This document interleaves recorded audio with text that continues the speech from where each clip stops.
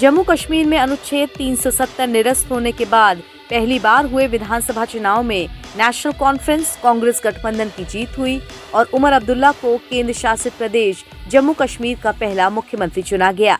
आज वो शपथ लेने वाले हैं, जिसके लिए तैयारियां भी पूरी हैं। नेशनल कॉन्फ्रेंस के उपाध्यक्ष उमर अब्दुल्ला 16 अक्टूबर को सुबह 11:30 बजे दूसरी बार जम्मू कश्मीर के मुख्यमंत्री पद की शपथ लेंगे।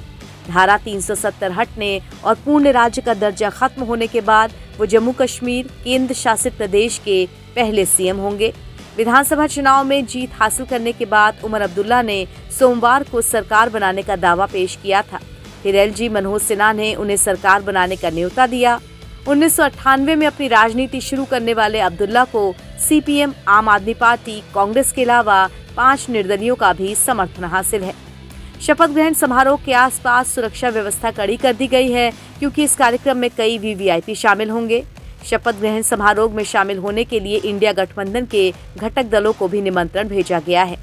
नेशनल कॉन्फ्रेंस के कश्मीर प्रांतीय अध्यक्ष नासिर असलम वानी ने कहा कि अभी ये स्पष्ट नहीं कि समारोह में कौन कौन शामिल होगा।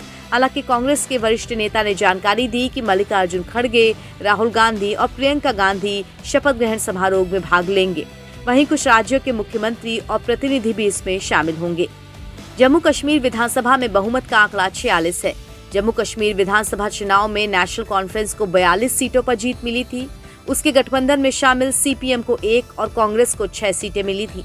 5 निर्दलियों के साथ मिलने के बाद उनकी सरकार 55 विधायकों का समर्थन हासिल कर सरकार बनाने का दावा पेश कर चुकी है।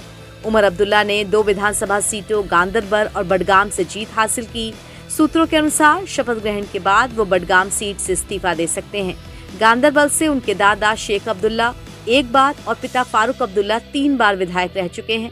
2008 में खुद उमर अब्दुल्ला ने गांदरबल सीट से जीत हासिल कर राज्य की विधानसभा में एंट्री ली थी।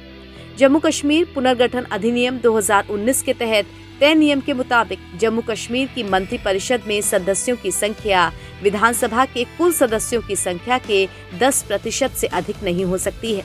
केंद्र शासित प्रदेश जम्मू कश्मीर में सीएम समेत 10 मंत्री बनाए जा सकते हैं। 6 विधानसभा सीट जीतने वाली कांग्रेस को अब्दुल्ला सरकार में मंत्री का 1 पद मिल सकता है। इस 1 सीट के लिए प्रदेश अध्यक्ष तारिक हामिद कर्रा और डूरू से विधायक जीए मीर दावेदार बताए जा रहे हैं। जम्मू कश्मीर क्षेत्र से किसी एक निर्दलीय की लॉटरी भी लग सकती है। इसके अलावा 7 अन्य मंत्री नेशनल कॉन्फ्रेंस के होंगे।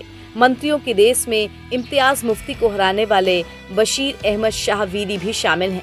राष्ट्रपति शासन हटने और नई विधानसभा के अस्तित्व में आने के बाद राज्यसभा चुनाव की चर्चा भी शुरू हुई। विधानसभा भंग होने के कारण जम्मू कश्मीर की राज्यसभा सीटें खाली पड़ी थी। विधानसभा में बीजेपी की 29 और पीडीपी के 3 सदस्य हैं। राज्यसभा चुनाव में बीजेपी के पास 1 और नेशनल कॉन्फ्रेंस गठबंधन को 3 सीटें मिल सकती हैं। चर्चा है कि नेशनल कॉन्फ्रेंस के अध्यक्ष फारूक अब्दुल्ला को राज्यसभा के जरिए संसद भेजा जाएगा। उन्होंने स्वास्थ्य कारणों से विधानसभा चुनाव लड़ने से मना कर दिया था। एनबीटी ऑनलाइन की रिपोर्ट।